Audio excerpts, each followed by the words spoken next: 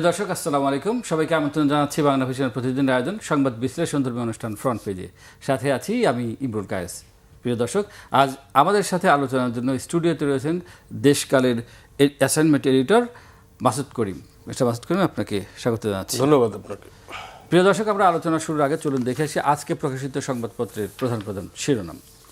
আমি প্রথমেই জানাচ্ছি দৈনিক প্রথম আলোর শিরোনাম: পাচার হওয়া সম্পদ পুনরুদ্ধারের সর্বোচ্চ অগ্রাধিকার, সংসদে প্রধানমন্ত্রী। 6 গ্রুপের টাকা খুঁজতে 36 চুক্তি, বিদেশি অর্থ পাচার। রোববার থেকে হামের জরুরি টিকাদান শুরু। আমার দেশ, অনিশ্চয়তা বিচার বিভাগের স্বাধীনতা, নির্বাচনের পর থেকে সুপ্রিম কোর্ট সচিবালয় স্থবির, ন্যাটো থেকে বের হওয়ার কথা ভাবছেন ট্রাম্প।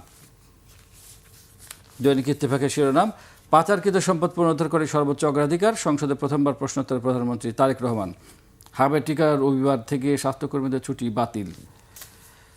সমকালের শিরোনাম: মশায় দিশে হারা নগরবাসী, মশা কেন বেড়েছে? এখনও বিশেষ পরিস্থিতির সুযোগ নিয়ে প্রশাসক নিয়োগ, স্থানীয় সরকার। যুগান্তরের শিরোনাম: তেল চুরির আখড়া ডিপো, সারা দেশেই চোর চক্রের জাল বিস্তৃত। আরেকটি শিরোনাম: সংকট নিরসনে সবার নজর সর্বদলীয় কমিটিতে, সংবিধান সংস্কার পরিষদ ইস্যুতে উত্তাপ। দৈনিকের কিতাবের শিরোনাম: 10 দেশে খোঁজা হচ্ছে পাচার হওয়া অর্থ, সংসদে প্রশ্নোত্তর প্রধানমন্ত্রী তারেক রহমান। বিচারের আওতায় আসছেন প্রভাবশালী গডফাদাররা, ক্রসফায়ার বিচার বহির্ভূত হত্যাকাণ্ড নিয়ে ইনকিলাবকে চিফ প্রসিকিউটর। মানব জমিনের শিরোনাম: ইলিয়াস আলী গুম নিয়ে বিস্ফোরক তথ্য, বনানী থেকে তুলে নেওয়া হয় র্যাব 1 সদর দপ্তরে, লাশ ফেলা হয় ধলেশ্বরীতে।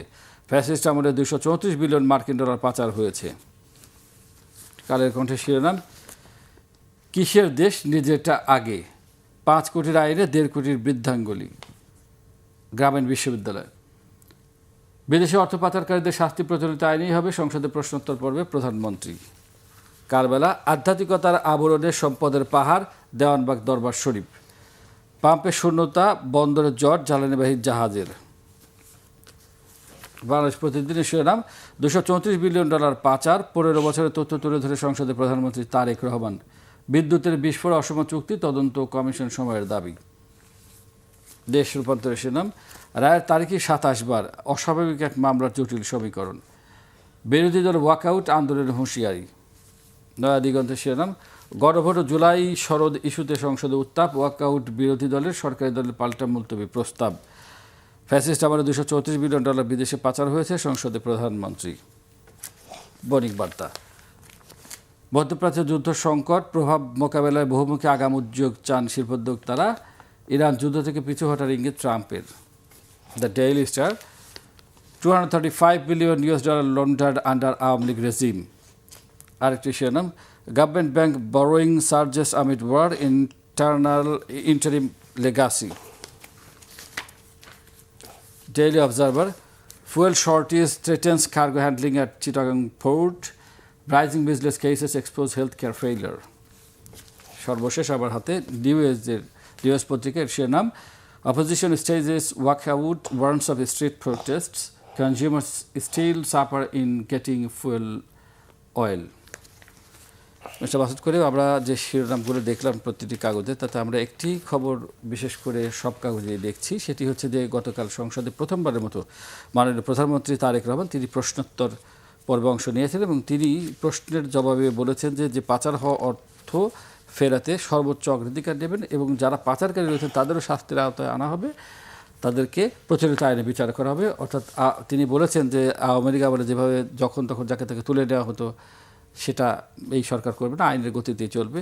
তো আপনি কি মনে করেন এই যে পাচার হওয়া অর্থ দিয়ে 234 বিলিয়ন ডলার অর্থাৎ 25 লাখ কোটি টাকা পাচার হয়েছে গত 14-15 বছরে, সেই টাকা ফেরত নিয়ে আসা সম্ভব কিনা? এবং আপনাকে জানিয়ে রাখি যে তিনি বলেছেন ইতিমধ্যেই 10টি দেশের সাথে, কিছু দেশের সাথে চুক্তি হয়েছে, কিছু দেশের সাথে চুক্তি প্রক্রিয়াধীন রয়েছে, যে সমস্ত দেশে সাধারণত আমরা দেখে থাকি যে অর্থ পাচার করা হয়ে থাকে। ধন্যবাদ। বাংলাদেশের অর্থনীতির মেরুদণ্ড ভেঙে দিচ্ছে এই যে অর্থের পাচার। কালকে যে হিসাবটা ওখানে দিয়েছেন যে 234 বিলিয়ন ডলার বাংলাদেশ থেকে পাচার হয়েছে এই 17-18 বছরে, গত আওয়ামী লীগ সরকারের, শেখ হাসিনা সরকারের সময়। এটা প্রথম কথা হলো যে পাচার হয়ে গেলে, কোনো একটা দেশে অর্থ পাচার হয়ে গেলে পাচারের নানা রকম ধারণা আছে। এই অর্থগুলি পরে ফিরে আনা খুব কঠিন। যেমন ইউরোপের কিছু দেশ আছে, এগুলিকে বলে অফশোর কান্ট্রি, ইউরোপ আমেরিকার পাশ্চাত্য, ওখানে কিন্তু অবাধে তারা এখানে টাকা পয়সা রাখতে পারে, পাচার অর্থ, এমনকি আমেরিকায় মানি লন্ডারিং আইন প্রয়োগ করেও এখান থেকে পাচার করা অর্থ ফেরাতে পারে না। এগুলি আইল্যান্ড কান্ট্রি, সেটা একটা কঠিন বিষয়। আর যে সমস্ত দেশে ওই টাকাগুলি পাচার করে, যেমন ধরুন ফর এক্সাম্পল মালয়েশিয়া, আমার মনে আছে যে 1/11-এর সময় মালয়েশিয়ায় একটা সেকেন্ড হোম নামে একটা সিস্টেম আছে, সেখানে সেকেন্ড হোমে গিয়ে সেখানে টাকা রাখা হয়। ওখানে মালয়েশিয়ান গভর্নমেন্টই বলেছে যে এখানে ইনভেস্ট করো, টাকার সোর্স তারা জিজ্ঞেসও করে না, এখানে তারা সেকেন্ড হোম দেয়। যখন ওই ইন্টেরিয়াম না তত্ত্বাবধায়ক সরকার ফখরুদ্দিন মঈনুদ্দিনের যেটা সরকার, ওই সময় কিন্তু ওনারা পাচার অর্থ ফেরাবে বলে দুদক অনেক কিছু করলো, চিঠি দিল, কিন্তু কোনো চিঠিতেই রেসপন্ড করেনি মালয়েশিয়ান সরকার। তারা বলে যে আপনারা যে টাকাটা বলছেন অবৈধ অর্থ, সেটার প্রমাণ দেন, সেটার বিরুদ্ধে মামলা রায় হয়েছে কিনা, এই সমস্ত করেছে। সুইস ব্যাংকে অনেক সময় অনেকে টাকা পাচার করা অর্থ রাখে এবং সেটাই সবচেয়ে নিরাপদ। এখন যদিও কিছুটা জবাবদিহিতার মধ্যে আসছে, এবং আমরা যা দেখি যে মালয়েশিয়ার সেকেন্ড হোমে মোটামুটি প্রথম দিককার দেশগুলির মধ্যে বাংলাদেশে আছে। অফশোর আইল্যান্ডগুলিতে কী পরিমাণ অর্থ বাংলাদেশে আছে এটা কেউ জানতে পারবে না। এছাড়া ইউরোপ আমেরিকা অনেক দেশেই এই পাচার হওয়া অর্থ যাচ্ছে, নানাভাবে যাচ্ছে।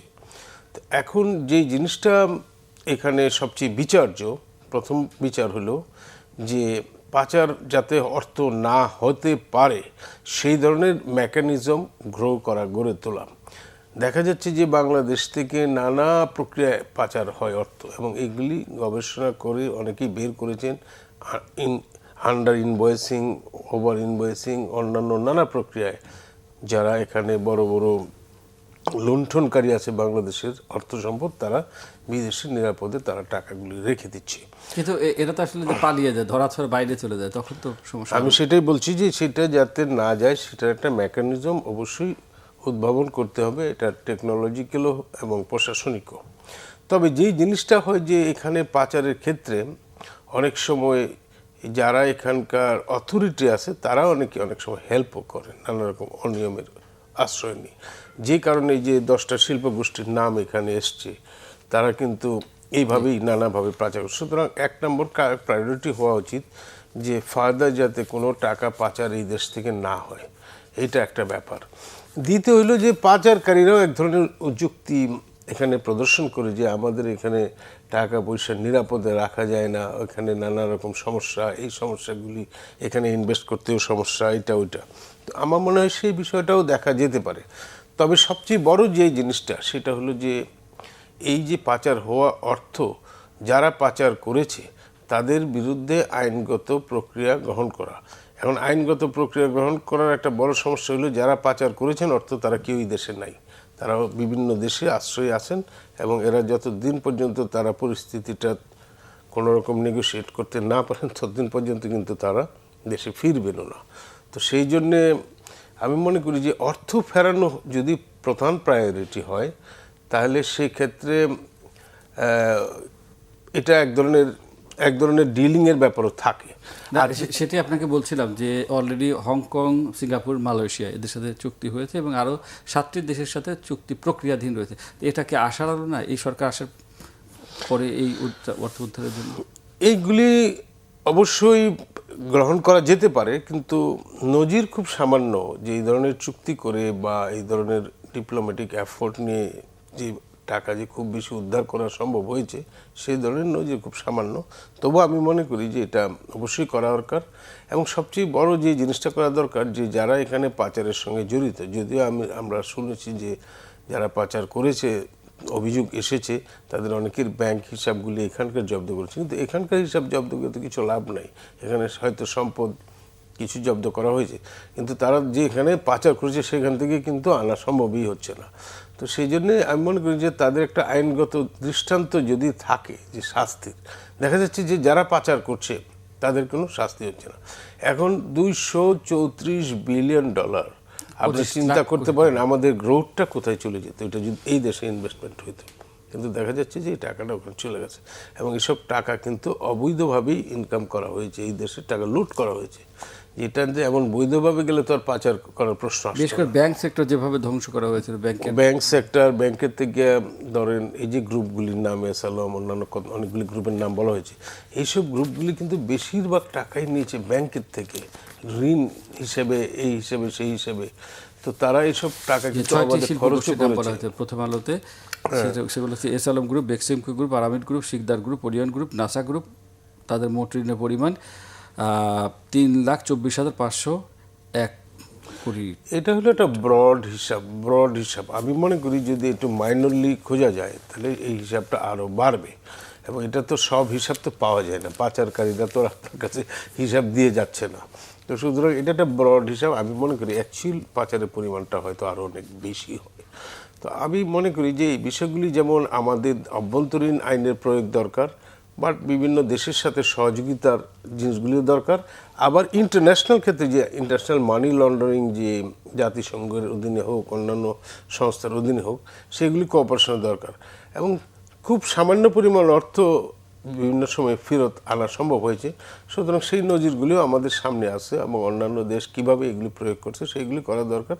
তবে সবচেয়ে বড় দিক হলো যে এখানকার লুফলগুলি মানে স্টপ করা। এখন ব্যাপারটা হলো সেটার জন্য যে পলিটিক্যাল উইল দরকার, হ্যাঁ, তো সেটা হলো বড় ইম্পর্টেন্ট। যেমন কিন্তু আপনার কি মনে হয় গতকালকে প্রধানমন্ত্রী তার প্রশ্নোত্তর পর্বে বেশিরভাগ জুড়েই কি ইভেন ফ্যামিলি কার্ডের কথার প্রসঙ্গেও তিনি কিন্তু বলেছেন যে ফ্যামিলি কার্ড দিলে ওই টাকা পাচার হওয়ার সম্ভাবনা নাই, অর্থাৎ পাচার হওয়া অর্থের উপর কিন্তু তিনি সর্বোচ্চ গুরুত্ব দিয়েছেন এবং তার এক্সপ্রেশন, তার কথা বলার ভঙ্গি এবং তিনি যেভাবে দৃঢ়তার সাথে বলেছেন, তাতে তো মনে হয় যে কিছুটা আশাবাদী হওয়া যায় নাকি, মানে এই উদ্ধার বা না, অবশ্যই একটা হলো যে কথা আর একটা হলো অ্যাকশন। তো উনি যেহেতু আশ্বস্ত করেছেন মাননীয় প্রধানমন্ত্রী এবং ওনাদের সরকারের বয়সও বেশি হয় নাই, সুতরাং এখন পর্যন্ত তো আমাদের ওনার আশ্বাসের প্রতি বিশ্বাস রাখতে হবে। কিন্তু আমি মনে করি যে এই আশ্বাসের সাথে আগামী দিনে সেগুলি টেস্টেড হবে যে আশ্বাসগুলি আসলে কতটা। মানে এখন পর্যন্ত বাংলাদেশে যারা সরকার ছিল বিভিন্ন সময়ে, সেটা অন্তর্বর্তী সরকারই হোক আর রাজনৈতিক সরকারই হোক, প্রত্যেকে কিন্তু আশ্বাস দিয়েছেন। আশ্বাস অনেক সময় কাজে কর্মে মিলে না। তো আমরা বিশ্বাস করতে চাই, আমরা আশা করতে চাই যে বর্তমান প্রধানমন্ত্রী যে আশ্বাস দিয়েছেন সেগুলি বাস্তবে রূপ লাভ করবে। কিন্তু আমার কথা হলো যে এই আশ্বাসটার সাথে সাথে বিভিন্ন কার্যকর পদক্ষেপও কথাও উনি আগামীতে বলবেন, রোডম্যাপের কথাও বলবেন এবং রোডম্যাপগুলি কতটা কার্যকর হচ্ছে সেইগুলি বলবেন এবং সেগুলি অবশ্যই প্র্যাগমেটিক হইতে হবে। যে স্বপ্ন দেখাইলেন সেই স্বপ্ন বাস্তবায়ন হলো না, সেই স্বপ্নের কোনো দাম নেই। আমরা আশা করি বাস্তবায়িত হবে। আমরা একটু যুগান্তরের একটা শিরোনামের দিকে যাই। সংবিধান সংস্কার পরিষদের উত্তাপ, সংকট নিয়েছেন সবার নজর সর্বদলীয় কমিটিতে। এবং আপনি জানেন যে এই ইস্যুকে কেন্দ্র করে গতকাল সংসদ থেকে বিরোধী দল ওয়াকআউট করেছে, যেটিও ইত্তেফাক সহ অন্যান্য প্রত্যেকটা সংবাদের শিরোনাম হয়েছে। এবং বিরোধী দলীয় যিনি নেতা রয়েছেন, বিরোধী দলীয় নেতা এবং জামায়াতের আমির, তিনি কিন্তু আন্দোলনে হুঁশিয়ারি দিয়েছেন যে যেহেতু তাদের কথা বলার জায়গা বা তাদের দাবি মানা হচ্ছে না, কারণ তারা রাজপথ বা জনগণের কাছে যাওয়ার কথা বলছেন আন্দোলনের মাধ্যমে। ধন্যবাদ। আসলে কি আবার দ্বন্দ্ব সংঘাত শুরু হবে না? এটা তো বিরোধী দলের কাজই তাদের এই চাপ সৃষ্টি করা সরকারের উপর, এবং সংসদে যে ওয়াকআউট করেছে এটাতেও আমি অবাক হই না। এটা একটা গুরুত্বপূর্ণ সাবজেক্ট এই রাজনীতিবিদদের জন্য, কারণ এখানে সরকারি দল বিএনপি এবং অপোজিশন পার্টি জামাতে ইসলামী মেইনলি, তাদের মধ্যে তো এই ইস্যুটা মানে ভিন্ন মত আছে অবশ্যই। কারণ যখন এই যে গণভোটটা দেওয়া হলো কিংবা তারা জুলাই সনদটা যেভাবে আলাপ আলোচনার মাধ্যমে এসেছে, সেখানে নানা রকম অবজেকশন এসেছে এবং এটা তো এক পর্যায়ে এমন হলো যে এটা শুধুমাত্র, কারণ এটা যদি বাধা মানে গণভোটটা না হতো, বিএনপি যদি ওইটাতে অবজেকশন দিত তাহলে নির্বাচনী হয়তো আনসার্টেন হয়ে যেত। সুতরাং সেই সব কারণে হয়তো বিএনপি তখন এটাকে মেনে নিয়েছে গণভোটটা, যেটাকে আমি ওই সময়ে বলেছি, এখনও মনে করি যে এটা খুব একটা প্রয়োজন ছিল না গণভোটের। এখানে যেহেতু তারা আলোচনা করেছেন, এটা একটা পলিটিক্যাল কনসেনসাসের ব্যাপার। তো এখন এই জায়গায় যে সংবিধানের কিছু কিছু জায়গায় নোট অফ ডিসেন্ট ব্যতীত মোটামুটি একটা কনসেনসাস, যে কনসেনসাসগুলি এসেছে সেইগুলি পার্লামেন্টারি সিস্টেমের মধ্যে রেখে সেটার বাস্তবায়ন করা, যেটা সবাই একমত হচ্ছে। তো সেই জায়গাতে ওনারা একটু ম্যাসিভ সংস্কার চাচ্ছেন, সংবিধানের পুরোপুরি সংস্কার চাচ্ছেন। এমন কেউ কেউ এরকমও বক্তব্য রেখেছেন যে এই 72-এর সংবিধানটাকে পুরোপুরি মানুষের অ্যাসপিরেশনের বিরুদ্ধে। তো আমার কথা হলো যে এই জিনিসগুলির অধীনেও যদিও ওনারা শপথ নিয়েছেন, সুতরাং সংবিধান তারা মানতে বাধ্য। সংবিধান সংশোধন করা যাইতে পারে, এবং সংবিধান যদি সংস্কার করতে হয় সেটা ওই সংশোধনের মাধ্যমে করতে, সংবিধানিক পদ্ধতির মাধ্যমে করতে হবে। আপনি যদি বাংলাদেশের সংবিধান, গণপ্রজাতন্ত্রী বাংলাদেশের সংবিধান এমন এক সংবিধান, এই সংবিধান যদি কোনো পার্লামেন্ট সংস্কার করে বা চেঞ্জ করে, আর সেটা যদি বর্তমান সংবিধানের মৌলিক চেতনার পরিপন্থী হয়, তাইলে কিন্তু আদালতে যে কেউ মামলা করলে হাইকোর্ট এটাকে বাতিল করতে পারে, এই সংশোধনী, এই সংস্কার। সুতরাং আমি মনে করি যে একটা সিস্টেমের মধ্যে দিয়ে অগ্রসর হইতে হবে। যেসব জায়গায় সংস্কার দরকার, যেমন গুরুত্বপূর্ণ কিছু কিছু সংস্কার প্রস্তাব এখানে এসছে, যেমন যাতে কোনো একটা সরকার স্বৈরাচারী হয়ে উঠতে না পারে, সেই জন্য বারবার যাতে কেউ প্রধানমন্ত্রী, এবং এটা বিএনপিও সেটা দুদকের যে আমরা যে দুর্নীতির বিরুদ্ধে যে সংস্থাগুলি, সেখানে যাদেরকে নিয়োগ দেওয়া হচ্ছে দলীয় না করে একটা সিস্টেমের মাধ্যমে নিয়োগ দেওয়া, এরকম বেশ গুরুত্বপূর্ণ ভালো ভালো সংস্কার প্রস্তাবও এখানে এসেছে। কিন্তু এখানে যে কথাটা বিভিন্ন জায়গা থেকে আসছে যে 72-এর সংবিধানকে চ্যালেঞ্জ করার মাধ্যমে বাংলাদেশের মুক্তিযুদ্ধের চেতনাকে একটা পরিবর্তন করা, কারণ যারা এখানে অপোজিশন পার্টি আছে তাদের পার্টির ব্যাকগ্রাউন্ড কিন্তু 71 সালে যথেষ্ট বিতর্কিত এবং স্বাধীনতার তারা বিরুদ্ধে। এই ধরনের কোনো চিন্তা ভাবনা থাকলে সেটা কিন্তু কোর্ট দ্বারা চ্যালেঞ্জ হইতে পারে, এবং এটা পাশ করাও খুব কঠিন হবে। কারণ এখানে তো যত সংবিধান সংশোধনের কথাই বলেন আর সংস্কারের কথাই বলেন, বিএনপির সমর্থন ছাড়া এটা সম্ভব না, কারণ তারা একটা অ্যাবসোলিউট মেজরিটি নিয়ে বসে আছে। তো সেই জন্য আমি মনে করি অপোজিশনও খুব স্ট্রং, এবং এখানে যেগুলি প্র্যাগমেটিক সংস্কার করা দরকার, কারণ একটা আন্দোলনের মাধ্যমে এই সরকারটা প্রতিষ্ঠিত হয়েছে বা এই সংসদটা প্রতিষ্ঠিত হয়েছে, এবং আপনি বলছেন ক্ষমতার যে ভারসাম্য রক্ষার জন্য যতটুকু প্রয়োজন, যেইগুলি আমাদের দেশের জবাবদিহিতার পরিবেশ সৃষ্টি করবে। যেমন কেউ কোনোদিন স্বৈরাচার হবে না, যেমন কেউ দুর্নীতিবাজ হইতে পারবে না। এই যে একটু আগে আমরা যে আলোচনা করলাম যে দুর্নীতি করতেছে, পাচার করতেছে, এখন দুদককে অনেকে বলে দুদক নাকি দন্তহীন, কিংবা অনেক বলে দুদক হলো দলীয় দুদক। তো এই প্রক্রিয়াটার মধ্যে যে সংস্কারের কথাগুলি আসছে, এটা যদি আপনি পড়েন তো পুরাটাই, কিন্তু এটা সেই জায়গাগুলিতে পর্যালোচনা করা বিষয়, এটা এইভাবে পার্লামেন্টে ডিবেট তো হবেই, কিন্তু ডিবেটের মাধ্যমে কিন্তু এটা খসড়া দাঁড়াবে না। সেই জন্য সরকারি দল বিরোধী দল মিলে কমিটি গঠন করা, যেটা মনে হয় কিছুটা করা হয়েছে, কমিটি গঠন করা, তারা দেখুক পুঙ্খানুপুঙ্খভাবে। যদিও ওইখানকার পরিবেশে, অর্থাৎ ইন্টারিম গভর্নমেন্টের সময় আলী রিয়াজের মধ্যস্থতায় কিছু আলাপ আলোচনা হয়েছে, কিন্তু সেটাই যে অ্যাজ ইট ইজ আপনাকে করতে বাধ্য। সংসদ তো সার্বভৌম, তারা নির্বাচিত হয়েছেন জনগণের দ্বারা। সুতরাং তারা এখানে বসে আবার পর্যালোচনা করে দেখবেন যে কোন বিষয়গুলিতে তারা একমত হচ্ছেন।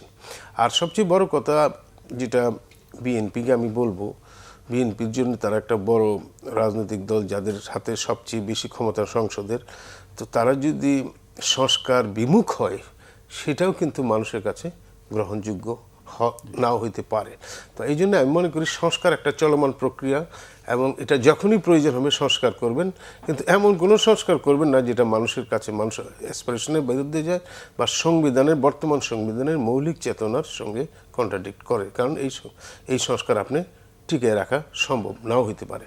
তা আমি মনে করি যে মানুষ চায় একটা দেশ উন্নত হোক। উন্নত যে শুধু যে অর্থনৈতিকভাবে ইনফ্রাস্ট্রাকচারের মাধ্যমে হবে তা না, একটা দেশের সিস্টেমগুলি মানে একটা প্রাতিষ্ঠানিক রূপ লাভ করুক, যেমন গণতন্ত্র, ভোটাধিকার, এই জিনিসগুলি প্রাতিষ্ঠানিক রূপ লাভ করুক, কিংবা ধরেন দুর্নীতির বিরুদ্ধে যে লড়াই সেটা প্রাতিষ্ঠানিক রূপ লাভ করুক, কিংবা সুশাসন প্রতিষ্ঠা করার যে সমস্ত টুলস আছে সেইগুলি যাতে সুন্দরভাবে কাজ করতে পারে।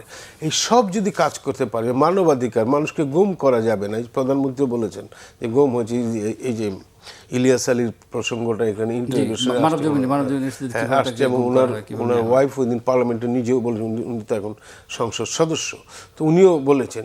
তা আমি বলছি এই যে গুম হয়ে না যাওয়া, মাননীয় সংসদ সদস্য তিনি, তাকে গুম করে নেওয়া হয়েছে। আজকে যে বিএনপির যিনি স্বরাষ্ট্রমন্ত্রী তিনিও তো, সুতরাং আমি মনে করি যে এই যে অভিজ্ঞতাগুলি সেগুলি থেকে আমি মনে করি শিক্ষার আছে অনেক কিছুই, যাতে এই জিনিসগুলি আবার পুনরাবৃত্তি না ঘটতে পারে। তো সেটা করার জন্যই একটা প্রাতিষ্ঠানিক সংস্কারের প্রয়োজন আছে, কিন্তু সংস্কার এই না যে যেটা মানুষের অ্যাসপিরেশনের বিরুদ্ধে যাবে। আপনি গুমের প্রসঙ্গ টানলেন, আমরা দেখছি যে ওই সময়ে যাদেরকে গুমের মাস্টারমাইন্ড মনে করা হতো বা যারা এই প্রচলন করেছিল আয়না করে, তাদের কেউ কেউ আটক হয়েছেন, তাদেরকে আটক করে দেয়, কিন্তু তাদের বিচার নিয়ে এক ধরনের সংশয় মানুষের মধ্যে রয়ে গেছে। যেহেতু আমরা এখনও রিপোর্টিং করি, মানুষের কাছে যাই, এক ধরনের সংশয় তারা মনে করছেন যে আসলে এটা কি ধরার জন্য ধরা হয়েছে নাকি সত্যিকার অর্থে বিচার হবে বা তাদের বিচার আদৌ হবে কি না, যারা এই ধরনের একটা ন্যাক্কারজনক জিনিস প্রচলন করেছিলেন দেশে। এটা যেমন ধরেন মাসুদউদ্দিন চৌধুরীর কথার কথা আমি বললাম যে উনি 111-এর সরকারে, মামুন খান উনি ডিজিএফ এরপরে আরেকজন ধরা হয়েছে। তো আমি যেটা বলছি, 3 জন এখন পর্যন্ত সামরিক অফিসার নাসের, তাদের 3 জনকে এই পর্যন্ত ধরা হয়েছে যারা 111-এ অ্যাক্সেস করেছিলেন।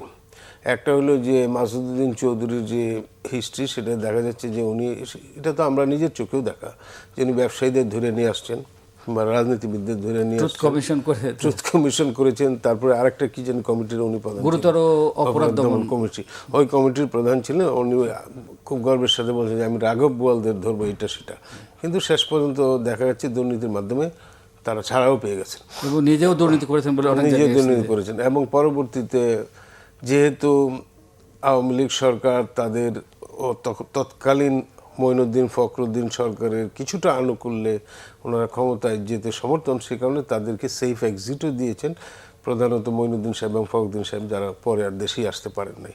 এই মাসুদউদ্দিন চৌধুরীকে খুব স্ট্রংলি মানে ব্যাক করা হয়েছে, ওনাকে অ্যাম্বাসেডার করা হয়েছিল অস্ট্রেলিয়ায়, পরবর্তীতে উনি সংসদ সদস্য হয়েছিলেন জাতীয় পার্টি থেকে। সুতরাং আমার দেখা যাচ্ছে যে ওনারা এই সমস্ত অপকর্ম করে সাকসেস দেখাইতে চাচ্ছেন। এইটার ডেঞ্জার দিক হলো যে এটা পরবর্তীতে অন্যরাও এতে উৎসাহিত হইতে পারে। সেই জন্যই তারা যে অপরাধগুলি করেছেন সেইগুলির একটা আইনগত বিচারের মুখী জবাবদিহিতার মধ্যে তাদের থাকা উচিত। এটা হলো এক দিক। আরেক দিক হলো এই বিচারের নামে যেন কোনো পলিটিক্যাল বিচার, কোনো মিডিয়া ট্রায়াল এটা না হয়, তাদেরও ন্যায় বিচার পাওয়ার অধিকার আছে। সুতরাং আমি মনে করি এটা একটা প্রকাশ্য ট্রান্সপারেন্ট বিচার হওয়া উচিত এবং তারা যাতে মানে অবিচারের শিকার না হন এক, আবার এই বিচার থেকে তারা যেন দায় মুক্তিও না পান। এই যে সংশয় 2 জায়গা থেকে আছে। একটা সংশয়ের জায়গা হইলো যে হ্যাঁ বলতে পারে যে যেহেতু তারা গুরুত্বপূর্ণ পদে ছিলেন বা তারা একটা সেনাবাহিনীর প্রাক্তন সদস্য, কিন্তু এটা সেনাবাহিনীর জন্যও ভালো হবে, কারণ এটা কোনো বাহিনীকে দায়ী করা হচ্ছে না, ব্যক্তিকে দায়ী করা হচ্ছে। তো সেনাবাহিনী, আমাদের সেনাবাহিনীর সুনাম সারা দুনিয়াতে আছে। এখন এখানে 2-4টা যদি অপরাধিক বিচার করা হয় তাইলে এটা আরও সুনাম বৃদ্ধি হবে। তো আমি মনে করি এটার একটা ফেয়ার ট্রায়াল হওয়া দরকার। জি, আমরা একটু প্রসঙ্গে যাই, যেহেতু আপনি নিজেও কূটনৈতিক সাংবাদিকতা করেন এখনও। শিগগিরই যুদ্ধ শেষ করতে চান ট্রাম্প, যুদ্ধের আঁচ যুক্তরাষ্ট্র পড়ছে এবং 2/3 যুক্তরাষ্ট্রের মানুষই চাচ্ছেন যুদ্ধ বন্ধ করার জন্য, এবং ট্রাম্প নিজেও বলছেন। আপনাকে মনে হয় যে যুদ্ধ অতি শিগগির অর্থাৎ 1-2 সপ্তাহের মধ্যে শেষ হবে? আবার ন্যাটো থেকে বের হওয়ার কথা কিন্তু ট্রাম্প বলছেন। পরিস্থিতিটা অত্যন্ত জটিল। মানে প্রথম কথা হলো ট্রাম্প যে কথাটি বলছেন উনি কি সিনসিয়ারলি বলছেন কিনা, কারণ এর আগে 12 দিনের যুদ্ধ হয়েছে, সেই যুদ্ধ সেখানে শেষ হয়েছে, আবার উনি প্রস্তুতি নিচ্ছেন এবং একদিকে যুদ্ধ শেষ হওয়ার কথা বলছেন, কিন্তু দেখা যাচ্ছে যে ইসরায়েলের পার্লামেন্টের বাজেটে কয়েক গুণ বাড়ানো হয়েছে যুদ্ধের ব্যয়, যেটা মনে হয় যে আগামী কয়েক বছর উনি যুদ্ধ চালাইতে চান, নাইলে এত বড় অ্যালোকেশন কেন। আর দ্বিতীয় কথা হলো যে উনি যুদ্ধ যে বন্ধ করবেন সেই টার্মস অ্যান্ড কন্ডিশন কি ফাইনালাইজ হয়েছে? এখন পর্যন্ত আন্তর্জাতিক কমিউনিটি খুব উদ্বিগ্ন যে হরমুজ প্রণালীটা যাতে চালু হয় সেটা নিয়ে নেগোসিয়েটের জন্য। কিন্তু যুদ্ধ বন্ধ করতে হলে যে এত ক্ষতি হলো ইরানের, সেই ক্ষতিপূরণের কে দিবে? এই যে ইনফ্রাস্ট্রাকচার, এই ক্ষতিপূরণ তারা চাই। পাকিস্তানের উদ্যোগে তো একটা নেগোসিয়েশনের একটা আছে, কিন্তু নেগোসিয়েশন টেবিলে তো এখন আলোচনা শুরুই হয় নাই। সুতরাং এটা শুরু হইলে এটা অনেক জটিল আলোচনা। তার মধ্যে ইরানিয়ানরা কিন্তু টাফ নেগোসিয়েটার। আপনার মনে আছে কিনা ইরান এবং 5টা না 6টা বৃহত্তর শক্তির সাথে নেগোশিয়েট করতে গিয়ে কি পরিমাণ ব্যাক পাইতে হয়েছে পশ্চিমাদের। সুতরাং তারা এখন তো একটা আপার হ্যান্ডে আছে। প্রথম দিয়ে যেমন মনে হয়েছিল যে একেবারে হামলা টামলা করে এই করে ইরানকে একেবারে কাবু করে ফেলবে, কিন্তু দেখা যাচ্ছে যে ইরানের ভৌগোলিক অবস্থা, ইরানের যে শক্তি সামর্থ্য, জনগণ সব মিলে তারা বরং আমেরিকাকে এখন মধ্যপ্রাচ্য থেকে দূরে সরিয়ে দিতে বাধ্য করতে পারতেছে। যে কারণে সৌদি আরবিয়ানরা বা বাহরাইন কিংবা ইউএই তারাও বলতেছে যে এটা যদি যুদ্ধ চলে তো আমাদের জন্য এটা ক্ষতিকর। তো এটা একটা দিক আছে। আরেকটা দিক হলো হরমুজ প্রণালীটা বন্ধ থাকার কারণে এটা গ্লোবাল ইকোনমিতে যে চাপটা সৃষ্টি হয়েছে সেটা আমেরিকান ইন্টারনাল পরিস্থিতির জন্য একটা চাপের সৃষ্টি করছে। তবে আমি মনে করি এখন পর্যন্ত তারা কিন্তু আমেরিকান যারা মাগা গ্রুপ মানে ট্রাম্পের সমর্থক, মেক আমেরিকা গ্রেট এগেইন যে গ্রুপটা, তারা কিন্তু যুদ্ধ চাচ্ছে। সুতরাং যুদ্ধ ইমিডিয়েটলি শেষ হয়ে যাওয়ার সম্ভাবনা আমি দেখছি না। এটা দীর্ঘস্থায়ী হতে পারে বলে মনে হয়। আর ইরানিয়ানরাও বলছে যে 6-7 মাস 1 বছর তারা যুদ্ধ চালাইতে পারবে। আবার ইসরায়েলও তারা অ্যালোকেশন করছে এবং এটা সমাধান করার জন্য মধ্যস্থতাকারীর কারো কোনো উদ্যোগ আমি দেখছি। কয়েকটা আছে ইউকে এবং ওরা দিছে যে হরমুজ প্রণালীটা যাতে চালানো যায় সেটার জন্য তারা নেগোশিয়েট করতে পারে। তো যাই হোক, আমরা মনে করি যে এটা সারা বিশ্বকে উদ্বিগ্ন করছে, মানুষকে উদ্বিগ্ন করছে। তাই অবিলম্বে এই যুদ্ধটা বন্ধ হওয়া উচিত। বিশেষ করে বাংলাদেশের জাতীয় স্বার্থের কথা যদি চিন্তা করি তাহলে যুদ্ধ যদি যত তাড়াতাড়ি বন্ধ হবে আমাদের জন্য সেটা অনেক লাভ। আমাদের জ্বালানির উপরে তো অনেক নেতিবাচক প্রভাব পড়ছে এবং রাশিয়া থেকে জ্বালানি কেনার জন্য যেহেতু যুক্তরাষ্ট্রের সাথে অন্তর্বর্তী সরকারের একটা চুক্তি হয়েছে সেই কারণে সেইটা এখন অল্টারনেটিভ তো আমাদের খুঁজতেই হবে। কিন্তু আমি মনে করি যে আমাদের যে মেইন সোর্স যেটা কাতার এবং মধ্যপ্রাচ্য, সেইগুলি হরমুজ প্রণালী বন্ধ থাকার সমস্যা। এখন কালকে অ্যাম্বাসেডার সাহেব বললেন যে 6টা জাহাজ নাকি আমাদের আসতে দেবে। ইরানের অ্যাম্বাসেডার, হ্যাঁ, ইরানিয়ান অ্যাম্বাসেডার বলছেন 6টা জাহাজ নাকি আসতে দেবে। দিলে পরে এটা তো বলছেন উনি কার্যকর হোক। আর দিতে হলো যে 6টা জাহাজই তো শেষ কথা না, কারণ আমরা একটা এনার্জি হাংরি কান্ট্রি। বিশেষ করে ডিজেলের যে একটা ক্রাইসিস, একটা সেচ মৌসুম সামনে, এবং ডিজেল তো আমাদের ইকোনমিটাকে ধরে রাখে। হয়তো পেট্রোল অকটেনটা হয়তো সামলানো সম্ভব, কিন্তু সেই জন্য আমি মনে করি অবিলম্বে যুদ্ধ বন্ধ করা উচিত। এবং এই বন্ধ করার জন্য আমাদের যে ধরনের সাপোর্ট দরকার, সে যদি আমরা কোনো বিগ প্লেয়ার না, কিন্তু আমাদের নৈতিক সমর্থন থাকা উচিত। ধন্যবাদ মিস্টার মাসুদ করিম চমৎকার আলোচনার জন্য। প্রিয় দর্শক, দেখতে দেখতে আমরা আমাদের অনুষ্ঠানের শেষ পর্যায়ে চলে এসেছি। আমাদের ফ্রন্ট পেজের অনুষ্ঠানটি প্রতিদিন বাংলা ভিশনে সকাল 9টা 20 থেকে 25 মিনিটের মধ্যে প্রচার হয়। দেখার আমন্ত্রণ জানিয়ে আজ এখানেই শেষ করছি। সবাই ভালো থাকুন, সুস্থ থাকুন। আল্লাহ হাফেজ।